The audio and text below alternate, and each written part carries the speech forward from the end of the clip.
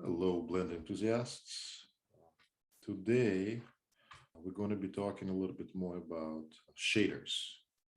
And this tutorial is sort of a follow-up to a tutorial earlier I did, where I showed you how to make a glass shader for the bits that go inside the kaleidoscope.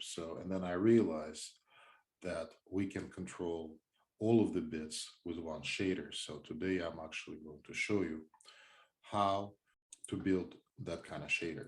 I will need a shader editor. So here, changes to shader editor, and I will need to make a material. So for this particular gem, now I will change this to glass, and I now need two nodes. One of them is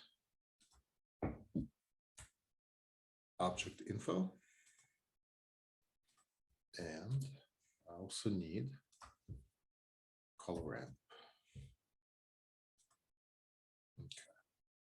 So, and I'm going to take random, put it in the factor of the color ramp, and then color ramp connect to the color of the glass. So, and now if we go to our preview and let's actually apply that texture to all of the objects in the scene. So by the way to do it is I'm going to select all of the objects and then make sure that my object with material selected last and that becomes active. And I'm going to press Control L and choose link to material. Okay. And now you can see that the shader is affecting all of the objects. And we will do the same thing for the roughness. So we can duplicate this and then connect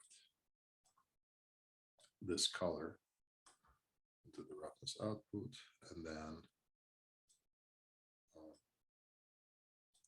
connect random to factor.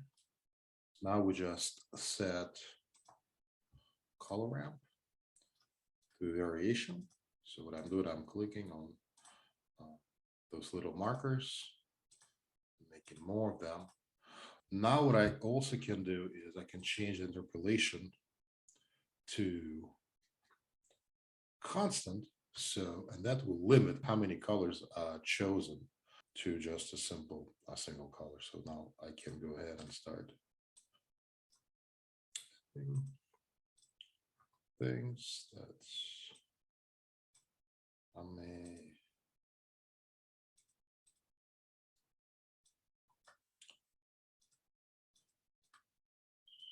actually, I'm going to choose like 2 of each later. All right, so yeah, so just like this, you adjust this color ramp, get the desired look. That was the tutorial, and yeah, let me go ahead and make this full screen so you guys take a snapshot of this. Don't forget to like and subscribe. We're Digital Monkey School. I will talk to you in my next tutorial. Bye.